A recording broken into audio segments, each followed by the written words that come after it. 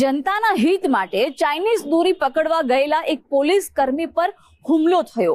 ખાખી સાથે ગેરવર્તન કરનાર બે મહિલા સહિત 5 આરોપીઓને ઝડપી પાડી અને કાયદાનું ભાન કરાવાયું છે।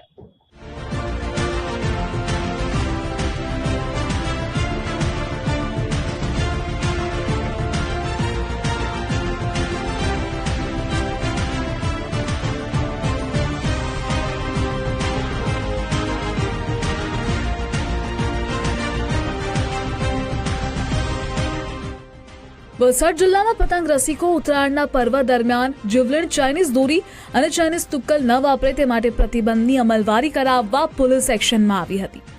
વલસાડ પોલીસના કોન્સ્ટેબલ સહદેવસિંહને બાતમી મળી કે મોગરાવાડી વિસ્તારમાં યશ નિકમ ચાઇનીઝ દોરી વેચે છે।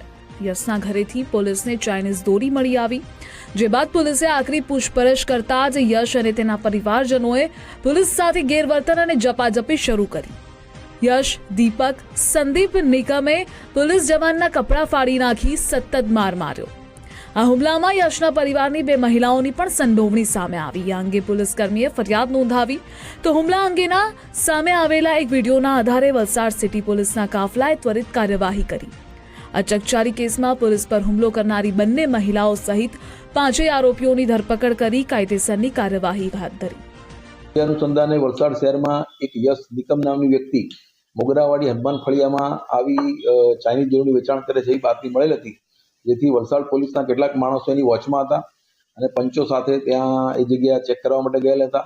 એ દરમિયાન આ યશ નિકમની પાસે ચાઇનીઝ દોરી હોવાનું માલુમ પડતા તેને ચેક કરવા જતા આ યશ નિકમની સાથે સંદીપ અને દીપક અને અન્ય 2 સ્ત્રીઓ એ બધી ભેગા થઈને આ પોલીસ ઉપર હુમલો કરેલો અને પોલીસે એ દરમિયાન અન્ય પોલીસની મદદ માંગતા ફરીથી એની પર હુમલો કરવામાં આવેલો અને એ હુમલા દરમિયાન એના કપડાં પણ ફાડી નાખવામાં આવેલા અને અન્ય પોલીસ પહોંચી જતા પછી એને મારમાંથી બચાવવામાં આવેલો।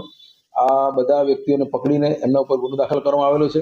વલસાડ પોલીસના જવાન સહદેવસિંહને દાદાગીરી કરી માર મારનારા આરોપીઓ ગણતરીના સમયમાં જ 2 હાથ જોડીને કગરતા જોવા મળ્યા। વલસાડ પોલીસના કાફલાએ ઘટના સ્થળે લઈ જઈને પરેડ કરાવી ત્યાં આરોપીઓ 2 હાથ જોડી માફી માંગવા લાગ્યા।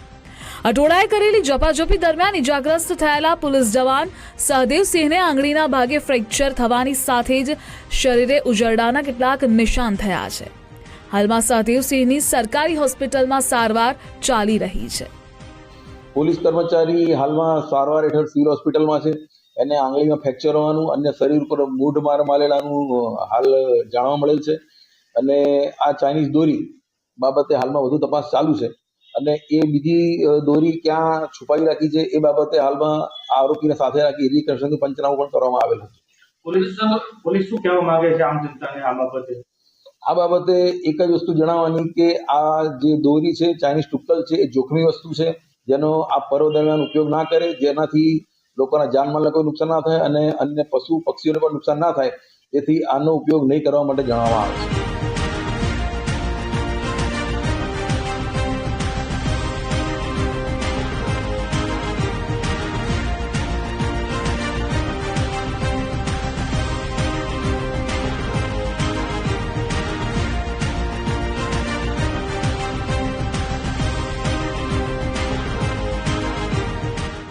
ઉત્તરાયણના તહેવારની રંગીચંગી થતી ઉજવણી દરમિયાન ચાઇનીઝ દોરીના ઉપયોગથી માનવીના ગળા કપાતા મોત નીપજે છે। આ જીવલેણ ચાઇનીઝ દોરીથી સંખ્યાબંધ પશુઓના મોત અને ઘાયલ પક્ષીઓ જીવનભરની પીડા ભોગવે છે, જેથી સલામતીના ભાગરૂપે પોલીસે ચાઇનીઝ દોરી વેચતા અસામાજિક તત્વો પર કાયદાનો સકંજો કસ્યો છે। આ કેસમાં ઝડપાયેલા મુખ્ય આરોપી યશ નિકમે ચાઇનીઝ દોરીનો જથ્થો મહારાષ્ટ્ર અને ઉત્તર પ્રદેશથી મોટા પાયે આવતો હોવાની કબૂલાત કરી। પ્રિયાંક પટેલ, ગુજરાત ફર્સ્ટ, વલસાડ।